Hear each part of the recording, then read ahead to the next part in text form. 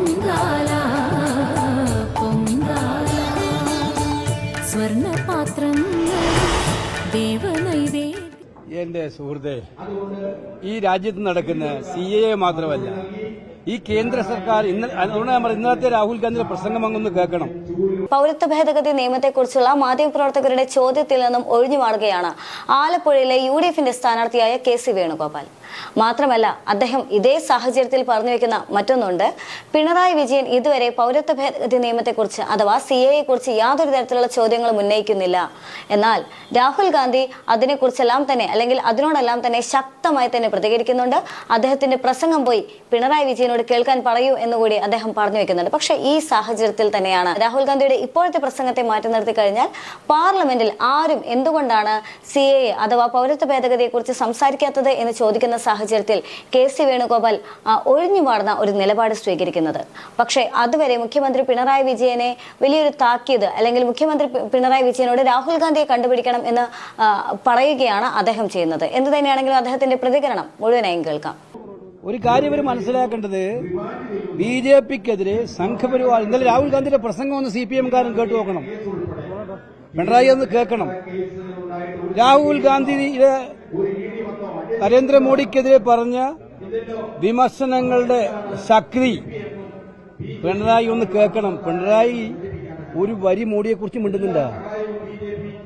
ഞാൻ കേട്ടു ഞാൻ ഇവിടെ വന്ന് മുഴുവൻ രാഹുൽ ഗാന്ധിയെ കുറിച്ച് പറയാറുണ്ട്. എന്താ മോഡിക്കെതിരെ പറയാത്തത്? ആ പറയാൻ ധൈര്യം കാണിക്കുന്ന ആരാണ് ഇന്ത്യയിൽ? രാഹുൽ ഗാന്ധി. അപ്പൊ രാഹുൽ ഗാന്ധി നേതൃത്വം കൊടുക്കുന്ന ഒരു യാത്ര സമാപിക്കുമ്പോൾ അവിടെ വരാൻ ഈ നിസ്സാരമായ ബാലിശമായ കാരണങ്ങൾ മത്സരിക്കുന്നുണ്ടെന്നൊക്കെ പറഞ്ഞ അതൊന്നുമല്ല കാരണം. കാരണം വേറെയുണ്ട്. പേടിയാ മോഡിനെ, അതാണ് കാരണം.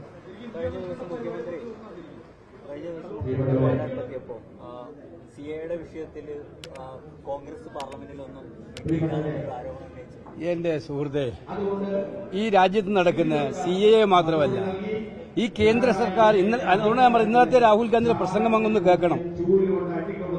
ഈ രാജ്യത്തെ ജനങ്ങളെ ഭിന്നിക്കാൻ വേണ്ടിയിട്ടും ഏജൻസികളെ ഉപയോഗിച്ചുകൊണ്ട് CBI, ED എന്നുള്ള ഏജൻസികളെ ഉപയോഗിച്ചുകൊണ്ട് എന്തിനേറെ പറഞ്ഞു മാധ്യമങ്ങളെ പോലെ ഉപയോഗിച്ചുകൊണ്ട് നടത്തുന്ന അതിഭീകരമായിട്ടുള്ള രാജ്യത്തെ ജനാധിപത്യ പ്രക്രിയ അട്ടിമറിക്കുന്ന ശ്രമങ്ങളെക്കുറിച്ച് അദ്ദേഹത്തിന്റെ പ്രസംഗം 30-35 മിനിറ്റ് അദ്ദേഹം പ്രസംഗം. ഒരു മിനിറ്റ് പോലും വേറൊരു സബ്ജക്റ്റില്ല, ഈ സബ്ജക്റ്റായിരുന്നു. അപ്പൊ ഞങ്ങളെക്കുറിച്ചാണോ ഇതിനെക്കുറിച്ചൊന്നും എതിർക്കുന്നില്ല എന്ന് പറയുന്നത്? ഇവരെവിടെയാണ് എതിർക്കുന്നത്? ഇന്ത്യ രാജ്യത്ത് ആകമാനം കേരളത്തിലുള്ള 10 ആളെ കൊണ്ടാണോ എതിർക്കുന്നത്? BJPയോട് ഏറ്റുമുട്ടുന്നത് ഞങ്ങളല്ലേ? ഇവിടെ പറയുന്നുണ്ട് രാഹുൽ ഗാന്ധി BJPക്കെതിരെ എന്താ മത്സരിക്കാത്തത്? എടാ, രാഹുൽ ഗാന്ധിയാണ് ഇന്ത്യയിലെ 350ഓളം BJP മത്സരിക്കുന്ന കോൺസ്റ്റിറ്റ്യുവൻസിയിൽ എതിർക്കുന്നത്. ഓരോ സ്ഥലത്തും പോയി അദ്ദേഹമാണ് പ്രസംഗിക്കുന്നത്. അദ്ദേഹം ഓരോ BJPക്കാരനെതിരെ ശക്തമായി പോരാടുകയാണ്. പലപ്പോഴായിട്ട് ഇത്തരത്തിലുള്ള ഒഴിഞ്ഞുമാറൽ സമീപനം കോൺഗ്രസിന്റെ ഭാഗത്തു നിന്നും എല്ലാം തന്നെ സ്വാഭാവികമായി ഉണ്ടാകുന്നതാണ്. അതായത് ന്യൂനപക്ഷ പ്രശ്നങ്ങൾ വരുന്ന സാഹചര്യത്തിൽ കൃത്യമായൊരു നിലപാട് സ്വീകരിക്കാൻ കോൺഗ്രസിന് സാധിക്കാറില്ല എന്നുള്ളത് തന്നെയാണ് വസ്തുത എന്ന് പറയുന്നത്. അതിപ്പോൾ രാമക്ഷേത്രത്തിന്റെ പ്രശ്നമാണെങ്കിലും CAA പോലുള്ള വിഷയമാണെങ്കിലും പലസ്തീൻ വിഷയമാണെങ്കിൽ പോലും കോൺഗ്രസിനെ സംബന്ധിച്ചിടത്തോളം കൃത്യമായ നിലപാട് സ്വീകരിക്കാൻ സാധിക്കാറില്ല എന്നുള്ളത് കോൺഗ്രസിനെതിരെ ഉയരുന്ന രൂക്ഷ വിമർശനങ്ങളിൽ ഒന്ന് തന്നെയാണ്. അതിപ്പോൾ ദേശീയ തലത്തിലാണെങ്കിൽ പോലും സംസ്ഥാന തലത്തിലാണെങ്കിൽ പോലും വലിയ രീതിയിൽ കോൺഗ്രസിന് ഇപ്പോൾ ന്യൂനപക്ഷ വോട്ടിന്റെ ശതമാനം കുറയുന്നുള്ള പ്രധാനപ്പെട്ട കാരണവും ഇത് തന്നെയാണ്. ഇപ്പോൾ കേരളത്തിലെ സ്ഥിതി പരിശോധിക്കുകയാണെങ്കിൽ, അതായത് കേരളത്തിലെ രാഷ്ട്രീയ സാഹചര്യം പരിശോധിക്കുകയാണെങ്കിൽ ഇക്കുറി കോൺഗ്രസിന് ന്യൂനപക്ഷ വോട്ടുകൾ കുറയാനുള്ള സാധ്യതയുണ്ട് എന്നുള്ള പഠനങ്ങൾ പോലും വരുന്നുണ്ട്. അതിനുള്ള പ്രധാനപ്പെട്ട കാരണം എന്ന് പറയുന്നത് കോൺഗ്രസിന്റെ ഈ നിലപാട് തന്നെയാണ്. കൃത്യമായ നിലപാട് സ്വീകരിക്കാനായിട്ട് കോൺഗ്രസിന് സാധിക്കാത്തത് തന്നെയാണ്. ഇപ്പോൾ KC വേണുഗോപാൽ ആണെങ്കിൽ പോലും ഇപ്പോൾ CAA എന്ന് പറയുന്ന ഒരു വിഷയത്തെ ഉയർത്തിപ്പിടിച്ചുകൊണ്ട് എന്തുകൊണ്ടാണ് പാർലമെന്റിൽ ഒരു ചോദ്യം കോൺഗ്രസിന്റെ ഭാഗത്തു നിന്നും വരാത്തത് എന്ന് ചോദിക്കുന്ന സാഹചര്യത്തിൽ അദ്ദേഹത്തിന് കൃത്യമായ മറുപടിയില്ല. മാത്രമല്ല, കേരളത്തിലെ സാമ്പത്തിക പ്രതിസന്ധിയുമായി ബന്ധപ്പെട്ടുകൊണ്ട് കേരളം കേന്ദ്രത്തിനെതിരെ പ്രതിഷേധിക്കാൻ തയ്യാറായിട്ടുണ്ടായിരുന്നു. ആ സാഹചര്യത്തിലും സംസ്ഥാനത്തിലെ കോൺഗ്രസിന്റെ നിലപാട് തീർത്തും വിഭിന്നമായിരുന്നു. അതേസമയം തന്നെ ദേശീയ തലത്തിൽ എല്ലാവരും ഒന്നിച്ചു നിന്ന ഒത്തുകൂടിയ ഒരു സ്ഥിതിയും കൂടിയായിരുന്നു. അതായത് മല്ലികാർജ്ജുന ഖാർഗെ പോലും ആ പ്രതിഷേധത്തിൽ അണിചേർന്നു എന്നുള്ളത് ശ്രദ്ധേയമായ ഘടകം തന്നെയാണ്.